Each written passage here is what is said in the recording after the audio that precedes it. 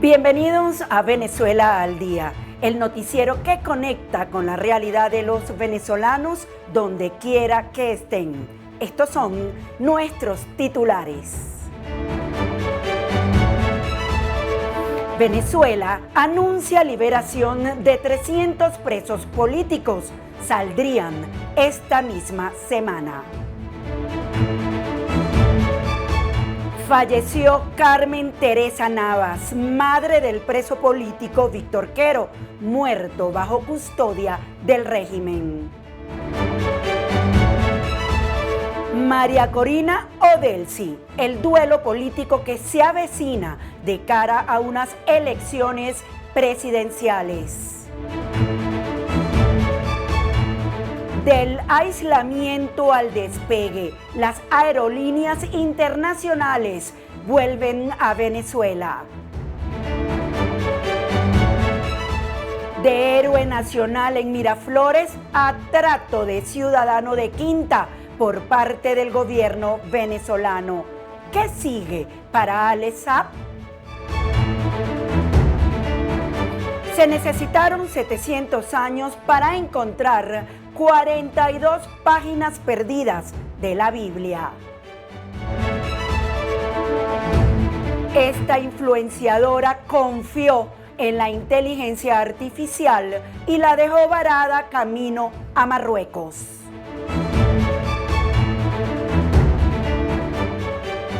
En medio de un clima político todavía marcado por la crisis en Venezuela, el gobierno interino anunció una nueva jornada de excarcelaciones. Jorge Rodríguez, presidente del Parlamento, aseguró que 300 presos políticos serán liberados esta semana.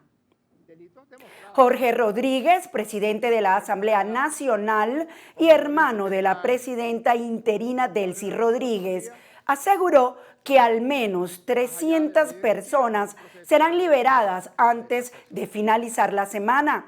Según explicó, las medidas beneficiarían especialmente a menores de edad, adultos mayores y detenidos con problemas de salud.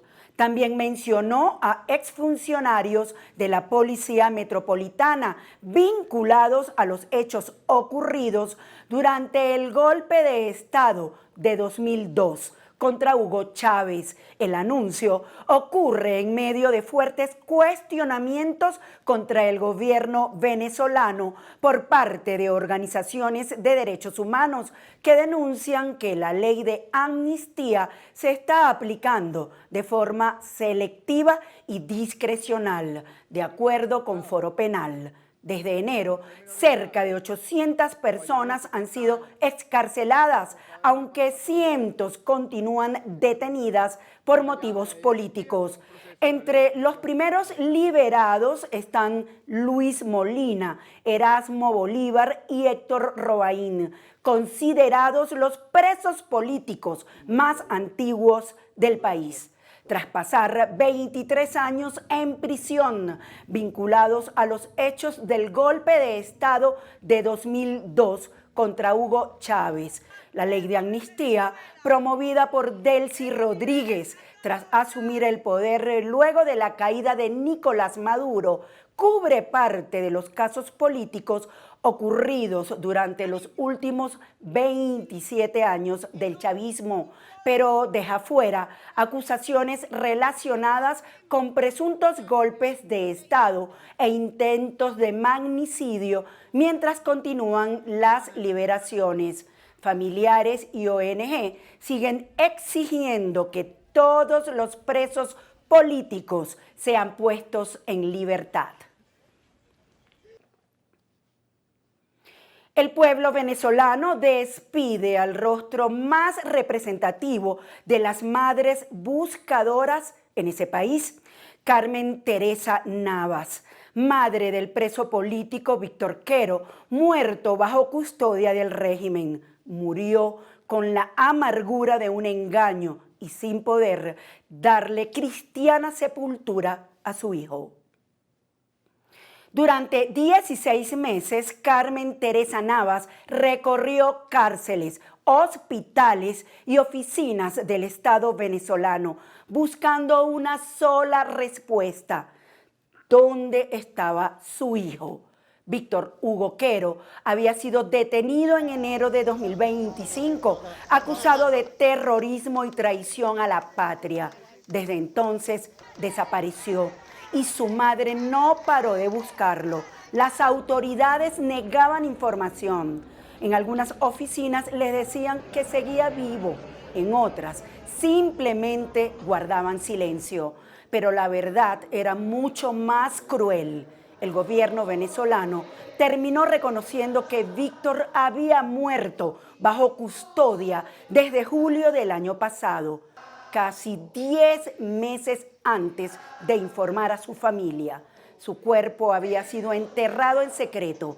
La historia de Carmen Teresa conmovió a Venezuela.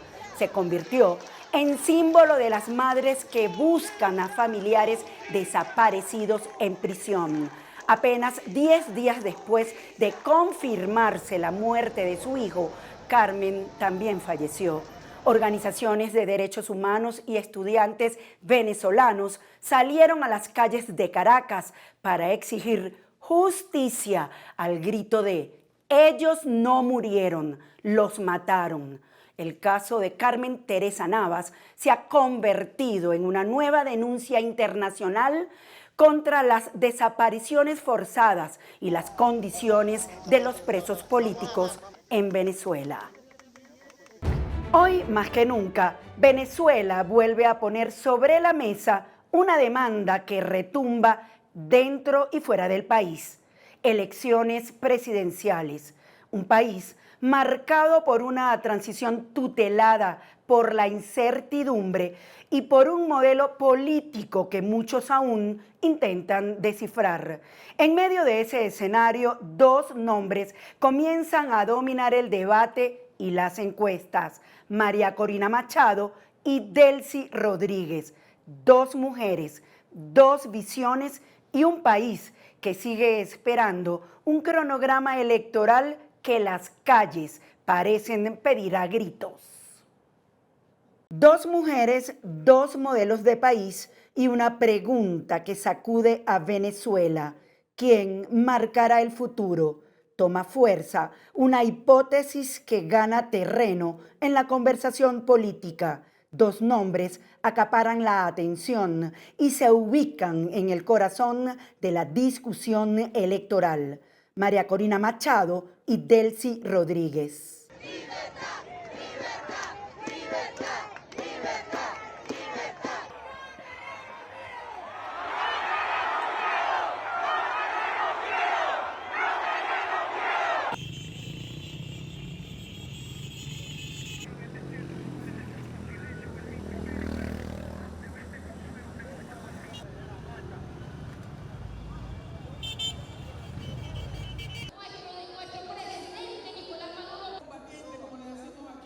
Pero, ¿quiénes son? ¿Qué hay detrás y qué representan? María Corina Machado pasó de ser una dirigente opositora a convertirse en símbolo de resistencia para millones de venezolanos.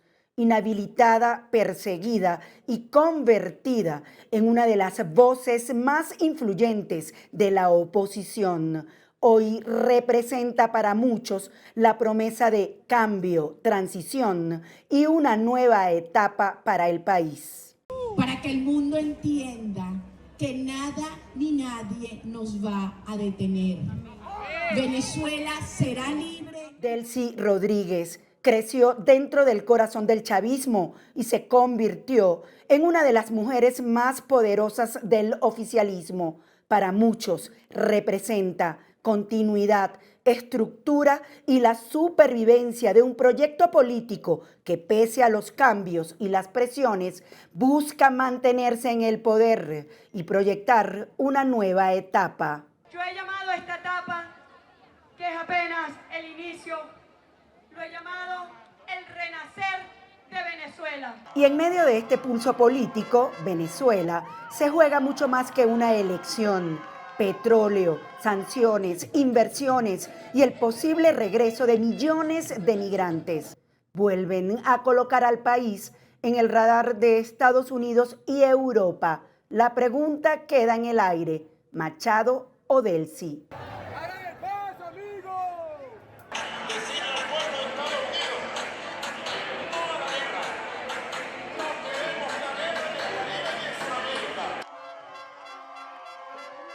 Una es azul, la otra, que durante años vistió de rojo y revolución, hoy también apuesta por el azul.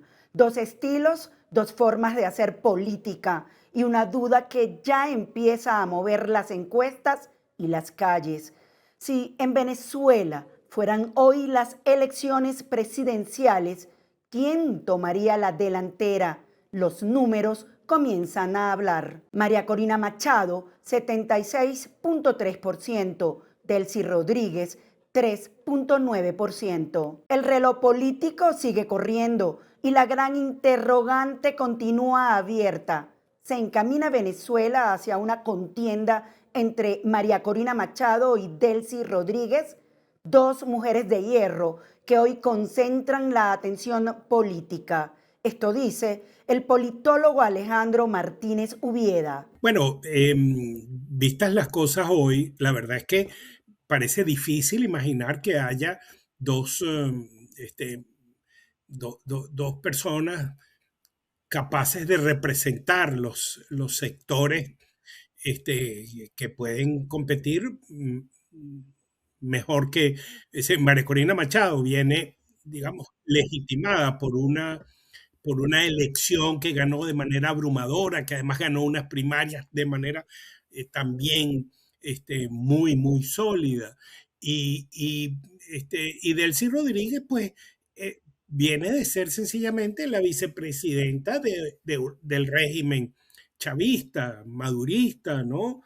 Entonces, es además la persona que ha sido encargada por el tutelaje que ahora se está dando en nuestro país para justamente avanzar hacia la elección, ¿no? Para la llamada fase de estabilización, de modo que es difícil pensar que pueda pasar otra cosa, salvo que haya alguna situación sobrevenida. ¿Estaríamos ante una Delcy que quiere imitar a María Corina?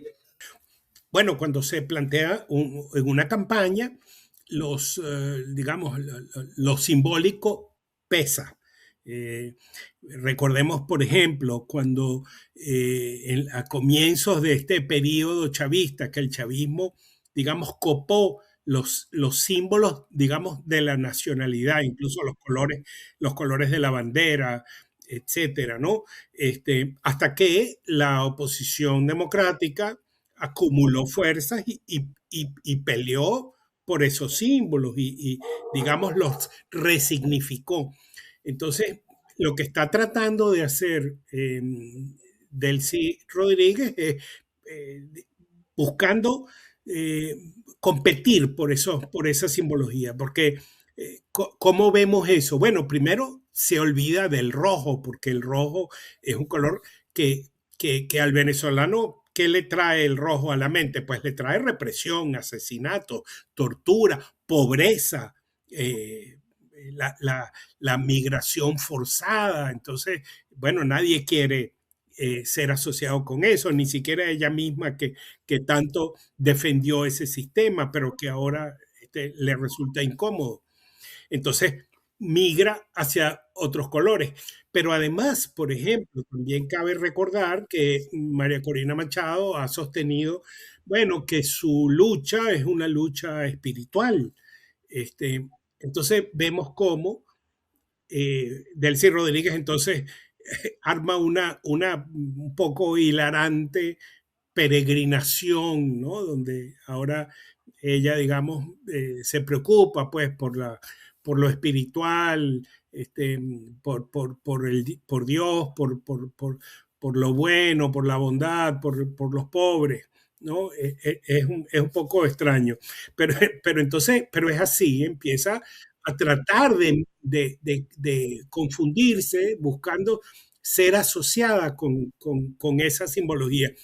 En esto también, obviamente, está reconociendo que esa simbología es la que es la que quiere el venezolano.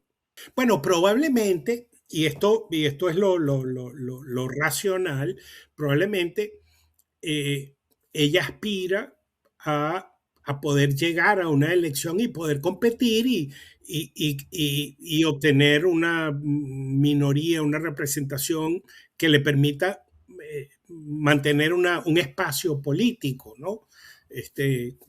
Bueno, y ese es su derecho, pero ateniéndose a las normas, es decir, en una elección real, no en una elección el bijamoroso, es decir, en una elección donde se cuenten los votos.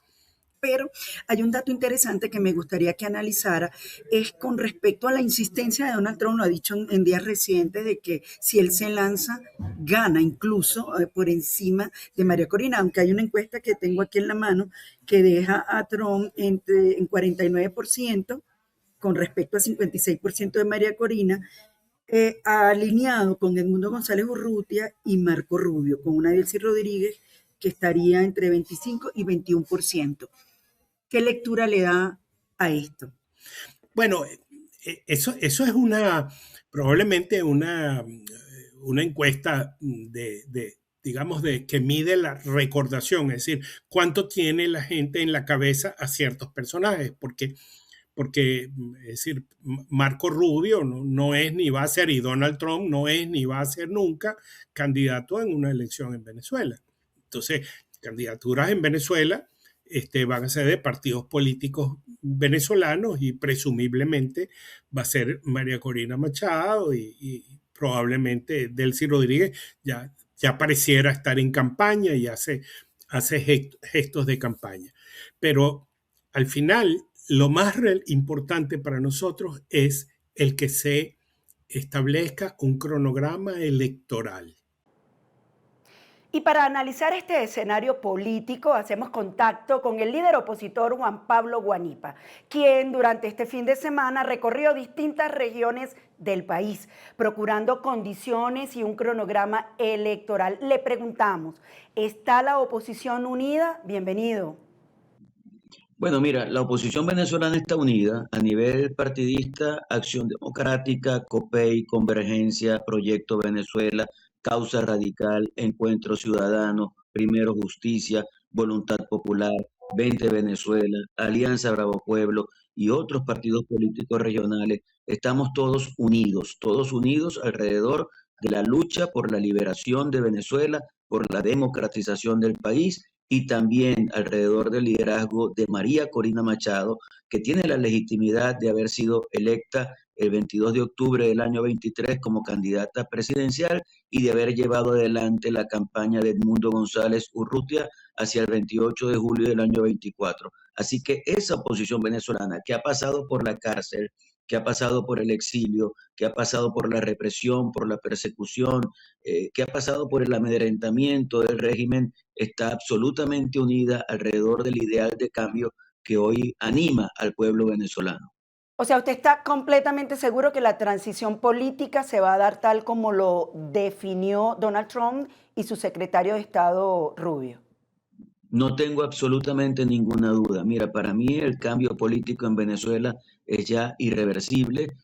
Creo que toda la estrategia que se ha desarrollado alrededor de estas ideas y fases de estabilización, recuperación económica y transición a través de un proceso electoral se van a concretar en la práctica. De hecho, ya se han ido concretando. Yo lo que he dicho es que esas fases no debemos verlas como fases sucesivas, es decir, termina una para comenzar la otra, sino que deben solaparse de manera que la realización de una favorezca a la otra. Por ejemplo, yo creo que la recuperación económica del país va a ser mucho más rápido cuando tengamos una presidenta electa y esa presidenta electa lleve adelante un proceso de cambio político en el país que haga que tengamos Estado de Derecho, que hoy no hay en Venezuela, separación de poderes, que hoy no hay en Venezuela, que tengamos la primacía constitucional, que ha sido muy golpeada la Constitución en Venezuela, que tengamos seguridad jurídica, que hoy no hay en Venezuela, y tengamos confianza, que es la clave para que vengan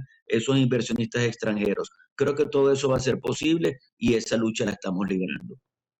Ahora, usted ya cree en la transición, pero ¿el cronograma electoral es posible sin cambiar el actual Consejo Nacional Electoral?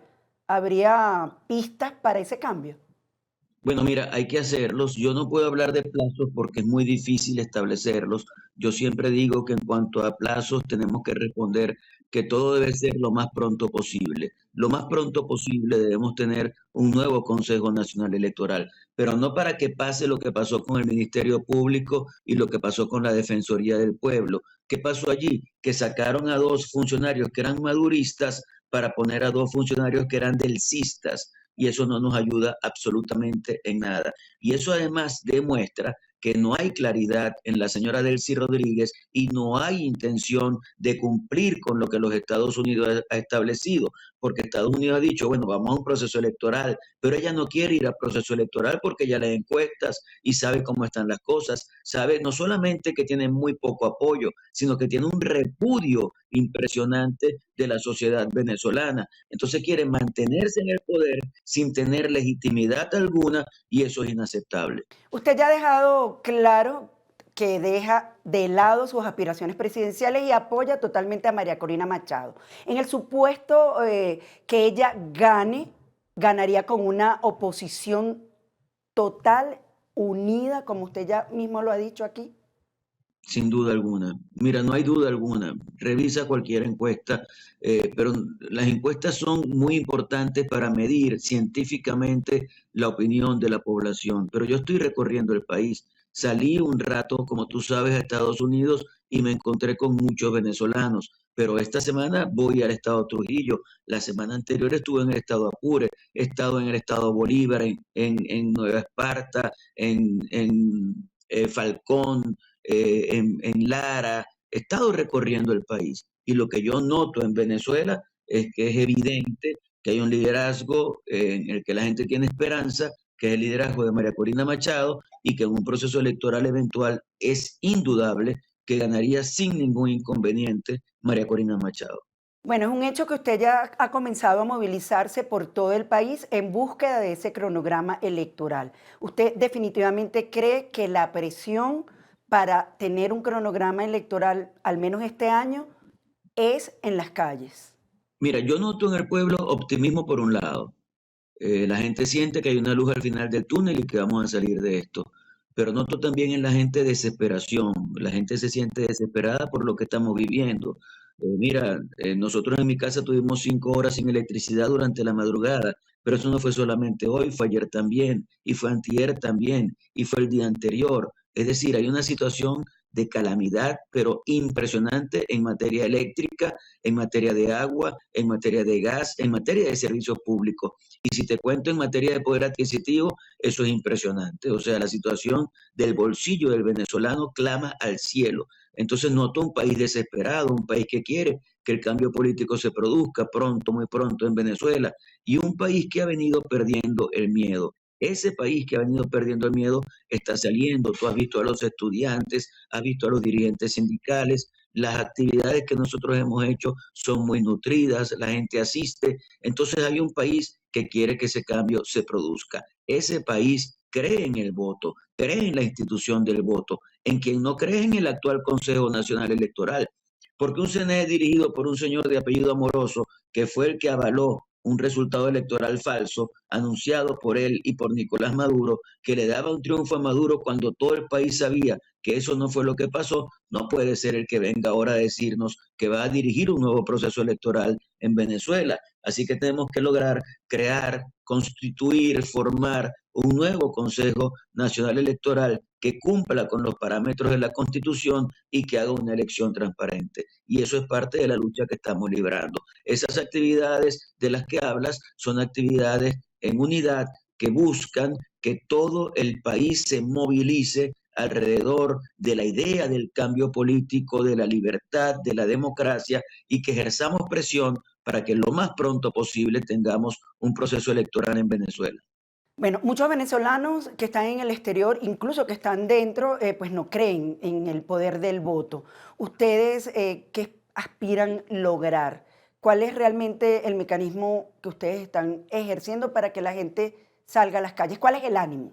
Lo que pasa es que Mira, todos los venezolanos que están afuera del país son gente sumamente respetable que tomó la decisión de irse por la situación que se vive y que se vivía y que se sigue viviendo en nuestra patria venezolana. Yo no creo que todavía estén dadas las condiciones para el regreso de tanta gente a Venezuela. Creo que nosotros tenemos que ir sembrando esas condiciones que tienen que convertirse en oportunidades, oportunidades para que la gente pueda estudiar, oportunidades para que la gente pueda trabajar, oportunidades para que la gente pueda emprender. Entonces nosotros tenemos que lograr que eso esté allí, que se den esas condiciones y en ese momento la gente podrá regresar a Venezuela. Algunos decidirán quedarse, porque después de tantos años hay gente que ya ha echado raíces en algunas partes del mundo y es lógico que decidan quedarse, pero yo creo que la mayoría puede tener la disposición de regresar y que todos podrán regresar, algunos de vacaciones, otros porque se establecerán nuevamente en Venezuela, pero todos podrán ver a su país como el país que todos soñamos y el país que pueda generar esas condiciones para ese regreso de todos. Así que yo lo veo de esa manera.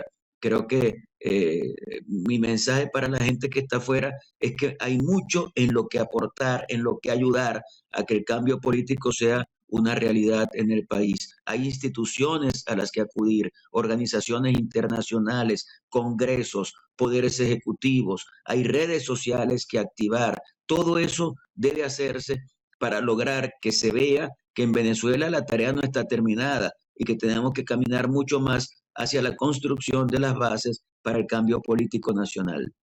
Más allá del apoyo de los Estados Unidos, ¿siguen contando con el apoyo internacional? Mira, con respecto al regreso de María Corina, yo creo que sí puede ser pronto. María Corina le ha dicho a nuestros aliados que ella necesita volver al país y yo creo que es algo que el país siente como como un anhelo, como un requerimiento, como algo importante, el regreso de la líder de todo este proceso para que nos acompañemos todos en ese esfuerzo de generar las condiciones para ir a un proceso electoral.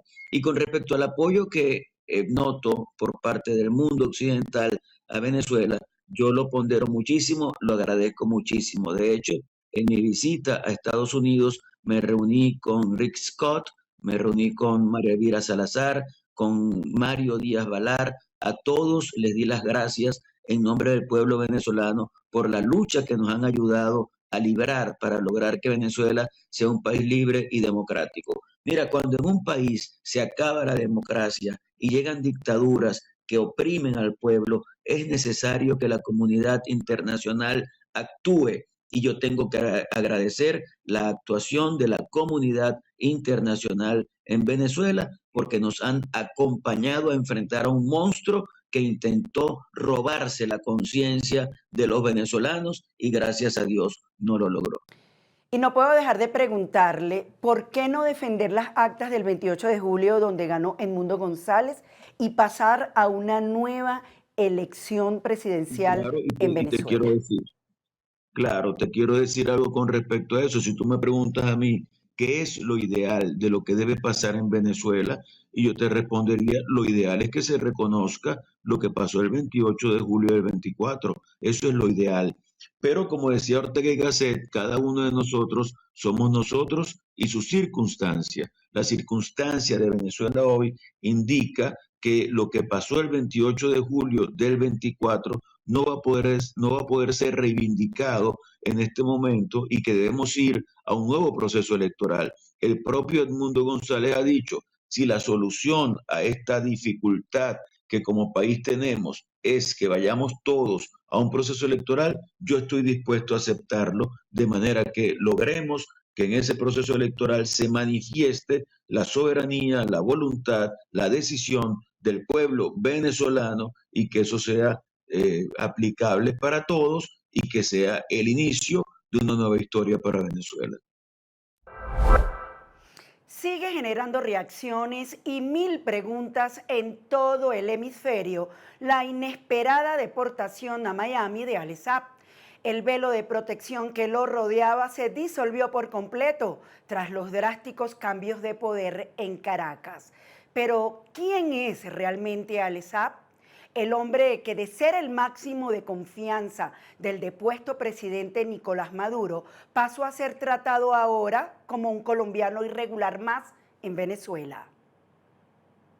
De héroe nacional recibido con alfombra roja en Miraflores a un colombiano irregular entregado a la DEA, Alezab nació en Colombia y pasó de ser un vendedor de llaveros y lograr un repunte en el comercio textil a las altas esferas del poder. Primero chavista y luego madurista, hasta convertirse en el engranaje financiero de Nicolás Maduro, manejando operaciones multimillonarias de alimentos, viviendas y complejas estructuras bajo la lupa internacional.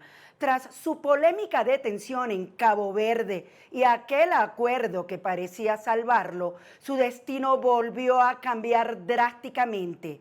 Hoy, con los nuevos cambios de poder en Venezuela, su inmunidad se disolvió, sus propios aliados le dieron la espalda, desconociendo incluso su nacionalidad. Hoy está bajo los tribunales de Miami, solo y sin nadie que lo defienda en Caracas. Para sus detractores, es el custodio de una maleta de secretos, capaz de hacer colapsar redes de influencia transnacionales, y su única salida podría ser hablar ante la justicia norteamericana. Una salida que al parecer no habla solo de negocios, habla de traición, de poder y de secretos de alto calibre que hoy tienen temblando a los factores políticos en el mundo, porque apunta a ser un testigo estrella en el juicio contra Maduro y su esposa Cilia Flores en el Distrito Sur de Nueva York. Alezab, sin duda, ha sido una pieza recurrente en el debate internacional por las implicaciones políticas, diplomáticas y judiciales que rodean su nombre. Estaremos pendientes de todos los detalles que sigan surgiendo en torno a este caso que sacude a todo el hemisferio. Durante años, Venezuela fue desapareciendo lentamente de las pantallas de salida de los grandes aeropuertos del mundo. Pero ahora, después del cambio político y la reapertura progresiva del espacio aéreo, los cielos venezolanos comienzan a descongelarse. Sara Malaver nos cuenta cómo este país pasó del aislamiento aéreo al inicio de una nueva conexión con el mundo. Venezuela vuelve a reconectarse con el mundo. Así se reabren los cielos tras años de aislamiento. Durante años, salir de Venezuela significó escalas interminables, boletos imposibles y aeropuertos cada vez más vacíos. Poco a poco, las grandes aerolíneas comenzaron a desaparecer de las pantallas de Maiquetía, el aeropuerto más importante de Venezuela, hasta convertir al país en uno de los territorios más aislados de América Latina. Pero ahora, tras el cambio político en el país y la reapertura progresiva del espacio aéreo, las grandes aerolíneas internacionales comienzan a regresar. Caracas vuelve a conectarse con el mundo y los cielos venezolanos empiezan a descongelarse. A principios de los años 2000, Venezuela tenía conexión directa con decenas de ciudades en el mundo. Desde Caracas se podía volar sin escalas a Nueva York, Miami, Madrid, Roma, Buenos Aires, Ciudad de México, Panamá, Lima e incluso Frankfurt. El Aeropuerto Internacional de Maiquetía es uno de los centros aéreos más importantes del Caribe, pero todo comenzó a cambiar. Entre 2013 y 2016, las compañías aéreas empezaron a denunciar un problema enorme. Vendían boletos en bolívares, pero no podían convertir ese dinero en dólares ni sacarlo del país por los controles cambiarios. La deuda acumulada del Estado venezolano con las aerolíneas superó los 3.800 millones de dólares. Eso provocó que muchas compañías comenzaran a reducir frecuencias o a abandonar completamente Venezuela. En 2014, Air Canada suspendió operaciones. La aerolínea canceló sus vuelos entre Toronto y Caracas indefinidamente debido a la inestabilidad social y falta de garantías de seguridad en el país en ese momento, convirtiéndose en una de las primeras empresas internacionales en dejar de operar en ese país. En 2015, Alitalia dejó de operar en el país. En el año 2016, Lufthansa suspendió vuelos. LATAM salió de Venezuela y Gol y Aeroméxico también cancelaron rutas. En 2017, United Airlines suspendió sus operaciones hacia Caracas y American Airlines en 2019 canceló vuelos tras el deterioro de las relaciones entre Caracas y Washington.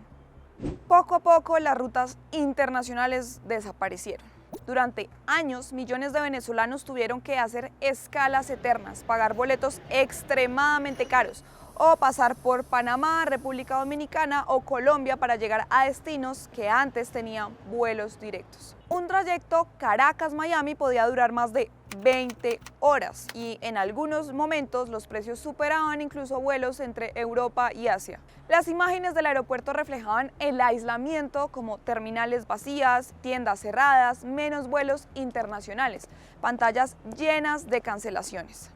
El aislamiento aéreo se convirtió también en símbolo del aislamiento político y económico del país. Pero aquí viene lo bueno. Tras el cambio político en Venezuela y la flexibilización de las relaciones internacionales, las aerolíneas comenzaron a mirar nuevamente hacia Caracas y las reaperturas ya empezaron. Después de casi 7 años suspendidos, American Airlines retomó vuelos directos entre Miami y Caracas. La reapertura marcó el regreso oficial de una gran aerolínea estadounidense al país. La imagen del capitán Rick Wilson ondeando la bandera de Venezuela por la ventana de la cabina del avión le dio la vuelta al mundo. United Airlines también anunció su regreso. La compañía confirmó que retomará la ruta Houston-Caracas.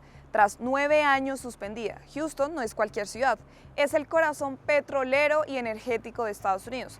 Esto podría entenderse como una señal económica y comercial. Una de las noticias que más llamó la atención fue el anuncio de Qatar Airways. La aerolínea del Golfo Pérsico comenzará vuelos hacia Venezuela, abriendo conexiones desde Caracas hacia Oriente Medio, Asia, África y otros mercados internacionales. Caracas vuelve a aparecer en mapas aéreos globales. En los últimos meses se han retomado o fortalecido operaciones de Avianca, Copa Airlines, Air Europa, Turkish Airlines, TAP Air Portugal y otras compañías internacionales. Maiquetía comienza nuevamente a recuperar movimiento, pero este no es solo turismo, pues el regreso de la ruta significó y significa algo más.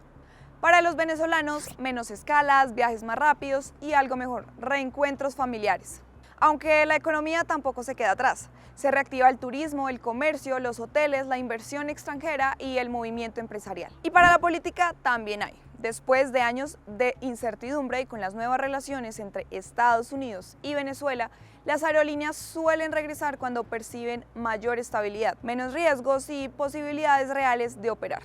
Esta reapertura podría entenderse como un nuevo termómetro del nuevo momento que vive Venezuela. Esto es una imagen que no se veía desde hace años. Durante mucho tiempo Venezuela fue desapareciendo de las pantallas de salida de los grandes aeropuertos del mundo. Hoy lentamente esos destinos vuelven a encenderse. Y aunque el país todavía enfrenta enormes desafíos, cada avión que aterriza en Maiquetía parece enviar el mismo mensaje. Venezuela intenta volver a conectarse con el mundo.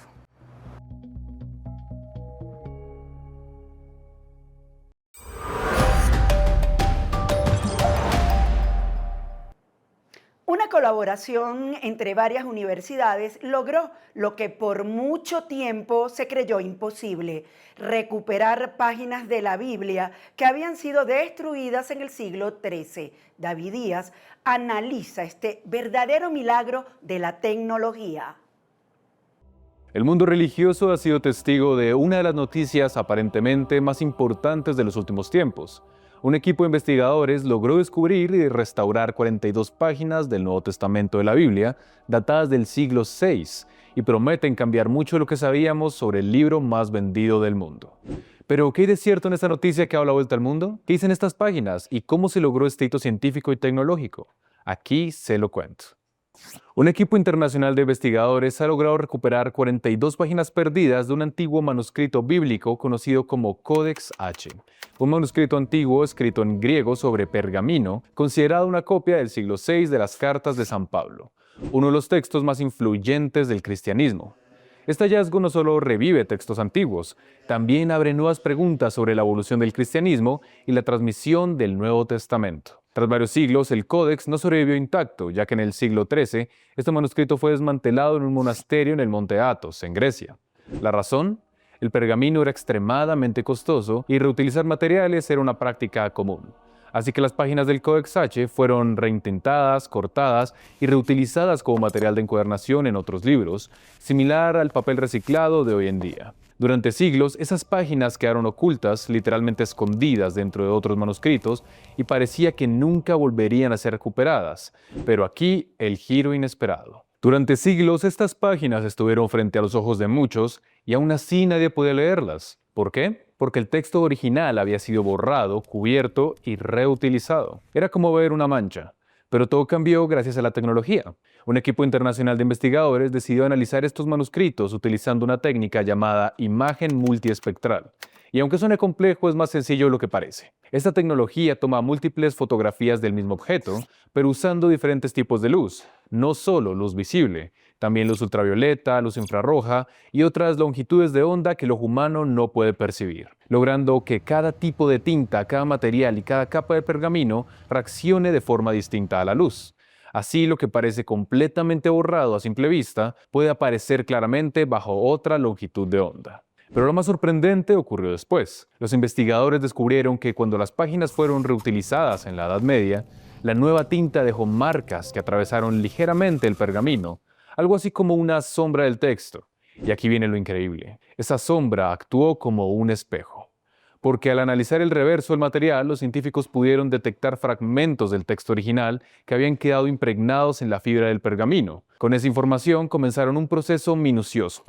Digitalizaron cada fragmento, aumentaron el contraste de las imágenes, filtraron capas de tinta y reconstruyeron digitalmente las letras. Fue como armar un rompecabezas de más de 1000 años, pieza por pieza.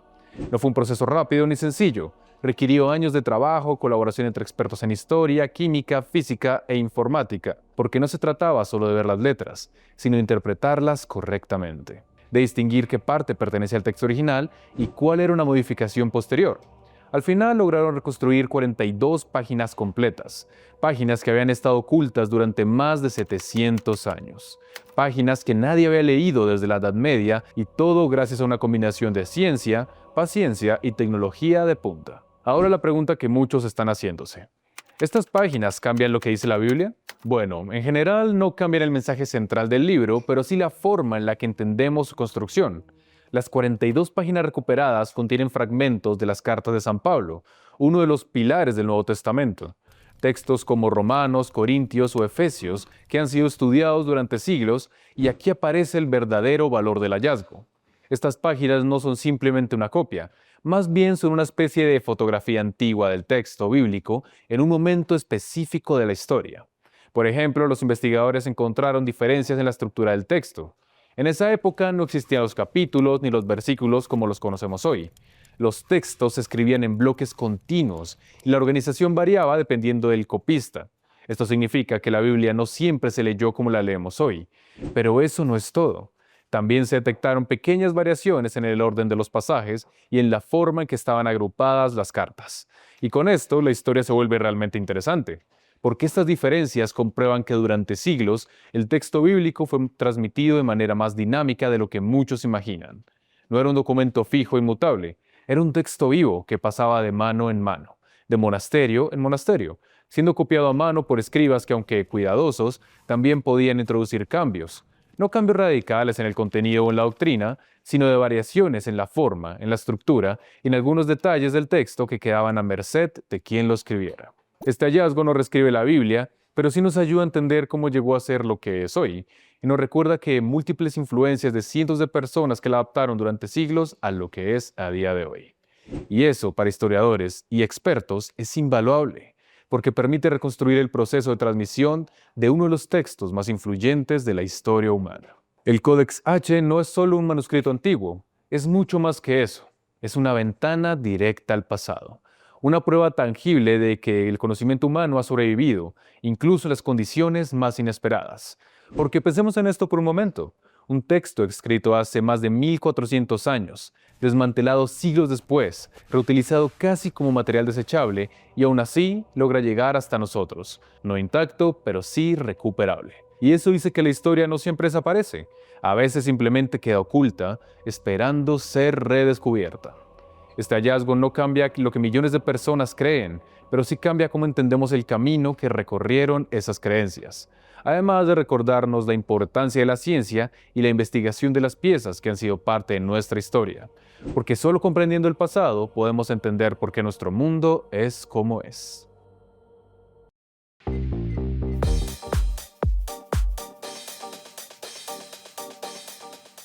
Compró el pasaje, tenía el viaje listo y aún así nunca pudo abordar. Una influenciadora venezolana perdió su vuelo a Marruecos tras confiar en una herramienta de inteligencia artificial para revisar los requisitos migratorios. Lina Lamprea explica qué fue lo que pasó y cuáles son los errores que más dejan viajeros en tierra. ¿Está pensando en viajar al exterior en los próximos días, semanas o meses? Y si sí, ¿está completamente seguro de que cumple con todos los requisitos para entrar a su país de destino? Porque si no, omitir este cuestionamiento puede dejarlo en tierra en menos de 1 minuto, incluso si ya tiene el pasaje comprado y gastos de estadía. Una joven venezolana, Michelle Boet, aunque técnicamente no pasó por alto este cuestionamiento, sí le preguntó a quien no debía, a la inteligencia artificial. La respuesta a esta fue que no necesitaba visa para entrar a Marruecos, país al que viajaba. La equivocación fue que, siendo venezolana, sí necesitaba tramitarla para entrar al país mediterráneo. No la dejaron ni embarcar y el vuelo salió sin ella, según lo que narró en un video en su cuenta de TikTok. El caso de Michelle no es uno aislado. Millones de personas alrededor del mundo confían plenamente en las respuestas de la inteligencia artificial, a pesar de que esta misma advierte que puede cometer errores y sugiere que es mejor comprobar la información importante en sitios oficiales. Pero el problema no termina en una mala respuesta. Empieza cuando esa información no se contrasta y se convierte en una decisión de viaje. Porque aunque la inteligencia artificial es una gran herramienta para consultar, organizar información y orientar dudas rápidas, no es una fuente oficial ni infalible. Sus respuestas pueden basarse en datos desactualizados o incompletos. Y por eso, cuando se trata de requisitos migratorios, confiar únicamente en ella puede salir caro. En estos casos, la diferencia entre viajar o quedarse en tierra está en verificar la información en canales oficiales antes de tomar cualquier decisión. Viajar al exterior no siempre inicia con la llegada al aeropuerto. Comienza en la verificación de requisitos de entrada al país de destino, porque si no los cumple, incluso la aerolínea que escogió para volar puede negarle el abordaje para evitar asumir costos de retorno y sanciones por parte de migración. Ahora bien, cuando se revisan esos requisitos, hay un punto de partida común que aplica para todos los viajeros, sin importar el destino: la documentación básica. El primer requisito para cualquier destino del mundo es el pasaporte. En el caso venezolano, algunos países como Colombia y Brasil han permitido su ingreso con pasaporte vencido de 5 a 10 años. Sin embargo, es una excepción y no la regla. No todos los gobiernos cuentan con esta flexibilidad y es importante verificar en las páginas oficiales de los consulados el estado en el que su pasaporte tiene que estar para que no lo devuelvan, o peor, lo deporten. Aunque hay 116 países como Paraguay, Argentina, Groenlandia y Sudáfrica que permiten la entrada solo con el pasaporte venezolano, este sigue siendo uno de los más débiles a nivel mundial, ubicándose en el puesto número 43 en el índice Henley, el cual es un ranking global que mide qué tan poderoso es el pasaporte de un país según la cantidad de destinos a los que sus ciudadanos pueden viajar sin visa. Es decir, entre más países pueda visitar sin trámites previos, más alto estará el pasaporte en el ranking. Y entre más restricciones tenga, más bajo estará. El segundo requisito es la visa. Y aunque es un término que muchos han escuchado en algún momento de la vida, no todos tienen claro qué es o por qué se necesita. La visa es una autorización que otorga un país a un ciudadano extranjero para permitirle ingresar, permanecer o realizar ciertas actividades dentro de su territorio por un tiempo determinado y bajo condiciones específicas. Puede que no sea el viaje en sí, pero es el permiso previo que define si usted puede entrar legalmente y bajo qué motivo, como turismo, estudio o trabajo. Y aunque tenerla no garantiza la entrada definitiva, sí es un requisito obligatorio en muchos destinos antes de viajar, como Australia, Estados Unidos, Canadá, México y Marruecos. Pero ojo, además de la visa que ya se conoce, hay distintos permisos que dependiendo del país también son un requisito obligatorio antes de llegar. La visa on arrival, que se obtiene al momento de llegar al destino. el ETIAS para el espacio Schengen, que entrará en vigor a finales del 2026, y el ETA. Pero, ¿qué es el ETIAS o el espacio Schengen? El ETIAS fue creado porque Europa quiere revisar a los viajeros antes de que lleguen, no en el aeropuerto. Es un filtro de seguridad. Usted llena un formulario online, ellos cruzan sus datos con bases de seguridad y deciden si puede viajar. Aplicará para personas de países que hoy no necesitan visa, como los venezolanos. Así que sí, cuando entre en vigor, deberán pedir ese permiso antes de viajar a Europa. No es una visa, pero cumple una función parecida. El espacio Schengen es básicamente un grupo de países europeos, como Francia, España o Alemania, donde ustedes pueden moverse sin controles internos, como si fuera un solo territorio. Ahora, el ETA. El ETA funciona parecido al ETIAS, pero ya está activo para ingresar al Reino Unido, Inglaterra, Escocia, Gales e Irlanda del Norte. Es un permiso digital que deben pedir los viajeros que no necesitan visa antes de viajar. A un ciudadano venezolano por el momento no lo requiere. Tenga en cuenta esto, si usted necesita visa, no le piden ETA o ETIAS. Si usted no necesita visa, entonces sí le pueden pedir el ETA o el ETIAS. Pero ahí no termina el filtro, porque cumplir con el pasaporte y la visa no garantiza que usted vaya a entrar al país. La decisión final siempre la toma el oficial de migración en el punto de entrada. Por eso, además de los documentos básicos, muchos países exigen lo que se conoce como soporte de viaje, tiquete de salida, reserva de alojamiento o carta de invitación, e incluso pruebas de solvencia económica. Demostrar que usted no solo quiere entrar, sino que también puede mantenerse durante su estadía y salir en el tiempo permitido. Y aquí hay otro detalle clave que muchos pasan por alto, el motivo del viaje. No es lo mismo decir que va por turismo que por negocios o por estudio. Cada categoría tiene condiciones distintas y una respuesta inconsistente en migración puede ser suficiente para negarle el ingreso, incluso si tiene todos los documentos en regla. Además, hay factores menos evidentes que también influyen. Por ejemplo, haber superado el tiempo de permanencia en un viaje anterior, no tener claridad sobre su itinerario o no poder explicar dónde se va a quedar. Todo eso levanta alertas, porque al final no se trata solo de tener un documento en regla, sino de cumplir con todo el proceso que exige el país de destino. Cada requisito responde a un control distinto y todos son igual de importantes. Un solo detalle puede marcar la diferencia entre abordar o quedarse en tierra. Y esa diferencia casi siempre está en la información que se verifica o en la que se da por sentada. En viajes internacionales, asumir no es suficiente. Verificar, en cambio, puede ser lo único que garantice que el viaje realmente empiece. Porque en viajes internacionales no basta con asumir que todo está en regla. Verificar es y seguirá siendo el documento más importante. Y así finalizamos esta emisión. Recuerden que nos pueden seguir en YouTube, Instagram, TikTok y Facebook como @VenezuelaAlDía_oficial. Soy Yasmín América Velasco y no olviden que donde hay un venezolano está Venezuela al Día. Hasta una próxima entrega.